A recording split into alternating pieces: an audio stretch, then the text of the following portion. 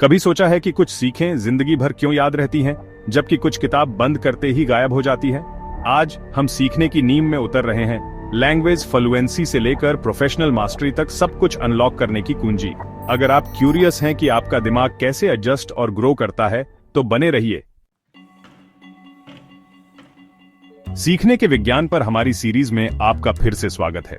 अगले 5 मिनट में हम देखेंगे कि सीखने का कॉन्सेप्ट इतने सारे फील्ड्स, साइकोलॉजी, एजुकेशन, थेरेपी, यहां तक कि आर्टिफिशियल इंटेलिजेंस के मूल में क्यों है। मैं बताऊंगा कि यह हिस्टोरिकली कैसे डेवलप हुआ, सीखने के मेन पर्सपेक्टिव्स को हाईलाइट करूंगा और आपको दिखाऊंगा कि यह आज हमारी दुनिया को कैसे शेप कर रहा है।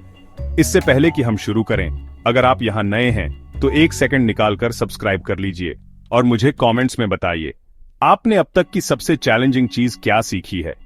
आइए इसके बारे में बात करते हैं। सीखने की इंपॉर्टेंस को समझने के लिए हमें एक क्विक रिकैप देखना होगा। कहानी अरस्तु जैसे एंशिएंट फिलोसोफर से शुरू होती है, जिन्होंने पूछा कि ज्ञान कैसे बनता है। बहुत बाद में जॉन लोके ने दिमाग को एक ब्लैंक स्लेट के रूप में प्रस्तुत किया, यह सुझाव देते हुए कि अनुभव ही हमें बनाते हैं। आगे बढ़ते हुए इवान पावलोव ने प्रसिद्ध रूप से दिखाया कि कुत्ते घंटी को भोजन से कैसे जोड़ना सीखते हैं। लगभग उसी समय जॉन बी वॉटसन और अन्य लोगों ने फिलोसॉफिकल डिबेट्स से एक्सपेरिमेंटल साइंस की ओर रुख किया। उन्होंने व्यवहार को समझने के लिए लैब, डेटा और एक्सपेरिमेंटेशन का इस्तेमाल किया। और फिर बीएफ तो स्किनर थे, जिन्होंने इस बात पर ध्यान केंद्रित किया कि कॉन्सिक्वेंसेस, रिवॉर्ड्स या पनिशमेंट्स हमारे कामों को कैसे शेप करते हैं। इन विचारकों ने इस बात की ग्राउंडवर्क तैयार की कि हम आज सीखने का अध्ययन कैसे करते हैं। हमें गेसवर्क से सिस्टमैटिक, टेस्टेबल थ्योरीज की ओर ले जाते हैं। 20वीं सदी की शुरुआत तक मनोवैज्ञानिक कंट्रोल्ड एक्सपेरिमेंट्स कर रहे थे, व्यवहार को माप रहे थे और थ्योरीज को रिफाइन कर रहे थे। इस साइंटिफिक अप्रोच ने मॉडर्न रिसर्च के लिए स्टेज सेट किया, न्यूरल इमेजिंग से लेकर सोफिस्टिकेटेड कंप्यूटर मॉडल्स तक। आइए सीखने पर 4 मेजर पर्सपेक्टिव्स को समझते हैं। हर एक अलग लेंस प्रदान करता है और साथ में वे हमें एक कंप्लीट व्यू देते हैं। ये बिहेवियर में ऑब्जर्वेबल चेंजेस पर ध्यान केंद्रित करता है, ऐसी चीजें जिन्हें हम माप सकते हैं, जैसे रिवॉर्ड मिलने के बाद कोई व्यक्ति कितनी बार कोई काम करता है। बिहेवियरल थ्योरिस्ट्स कहते हैं कि अगर आप सीखने को समझना चाहते हैं तो एक्सटर्नल फैक्टर्स जो स्टिम्युलाई और कॉन्सिक्वेंसेस व्यवहार को शेप करते हैं पर ध्यान दें। कॉग्निटिव अप्रोच दिमाग की इंटरनल प्रोसेसेस पर से पर्दा उठाता है। यह इस बारे में है कि हम जानकारी को कैसे इनकोड, स्टोर और रिट्रीव करते हैं। अपने दिमाग को एक कॉम्प्लेक्स सिस्टम के रूप में इमेजिन करें जो डेटा लेता है और उसे मेंटल फ्रेमवर्क्स में ऑर्गेनाइज करता है।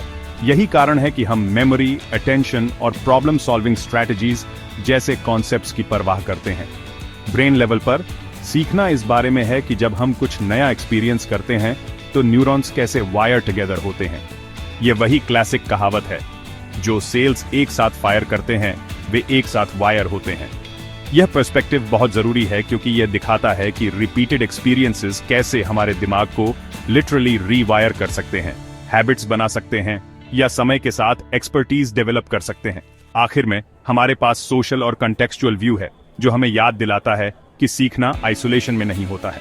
हम अपने परिवारों, कल्चर, साथियों और उन टूल्स से शेप होते हैं जिनका हम उपयोग करते हैं। ग्रुप्स में काम करने से लेकर एक सपोर्टिव टीचर होने तक सब कुछ हमारी मोटिवेशन और सक्सेस को बहुत प्रभावित कर सकता है। यह सिर्फ इस बारे में नहीं है कि हम क्या सीखते हैं, बल्कि कहां और किसके साथ सीखते हैं। आपकी लर्निंग स्टाइल के साथ कौन सा पर्सपेक्टिव सबसे ज्यादा रेजोनेट करता है, हमें कमेंट्स में बताएं। ओके, तो यह सब रियल वर्ल्ड में कैसे मायने रखता है, आइए कुछ एग्जाम्पल्स देखते हैं। टीचर्स बिहेवियरल स्ट्रैटेजीज जैसे टोकन रिवॉर्ड्स को मिलाकर लर्निंग आउटकम्स को बढ़ा सकते हैं, कॉग्निटिव स्ट्रैटेजीज जैसे कॉन्सेप्ट मैपिंग के साथ। कॉर्पोरेट ट्रेनर्स अक्सर सिमुलेशंस का उपयोग करते हैं जो रियल टास्क्स को मिरर करते हैं। दिमाग, कॉग्निटिव और मोटिवेशनल फैक्टर्स बिहेवियरल दोनों को एंगेज करते हैं। बिहेवियर थेरेपिस्ट्स एक्सपोजर टेक्निक्स का उपयोग करते हैं क्लाइंट्स को डर को अनलर्न करने में मदद करने के लिए। कॉग्निटिव बिहेवियरल थेरेपी (CBT) इस बात पर ध्यान देता है कि हम जानकारी को कैसे प्रोसेस करते हैं। हार्मफुल थॉट पैटर्न्स को रीशेप करने का लक्ष्य रखता है। AI में reinforcement learning basically operant conditioning का एक हाई टेक नॉड है। जहां एल्गोरिदम्स फीडबैक के साथ बेहतर होते जाते हैं। कॉग्निटिव मॉडल्स प्रोग्रामर्स को यूजर फ्रेंडली इंटरफेसेस डिजाइन करने में मदद करते हैं, जो इस बात से मेल खाते हैं कि हम नेचुरली जानकारी को कैसे प्रोसेस करते हैं। लेसन प्लान से लेकर थेरेपी सेशंस तक, आपकी फेवरेट ऐप के पीछे के एआई तक, लर्निंग थ्योरीज इन सभी को प्रभावित कर रही हैं। ये सिर्फ फंडामेंटल्स हैं। हम जल्द ही एसोसिएटिव स्ट्रक्चर्स की अमेजिंग दुनिया में और गहराई से उतरेंगे कि कैसे कंडीशनिंग व्यवहार को शेप करती है, न्यूरल प्लास्टिसिटी की बारीकियों और भी बहुत कुछ। अगर आपको यह हेल्पफुल लगा तो लाइक बटन दबाएं और इसे अपने उस दोस्त के साथ शेयर करें जो इस बात को लेकर क्यूरियस है कि हम कैसे सीखते हैं। सब्सक्राइब करें ताकि आप अगला एपिसोड मिस न करें।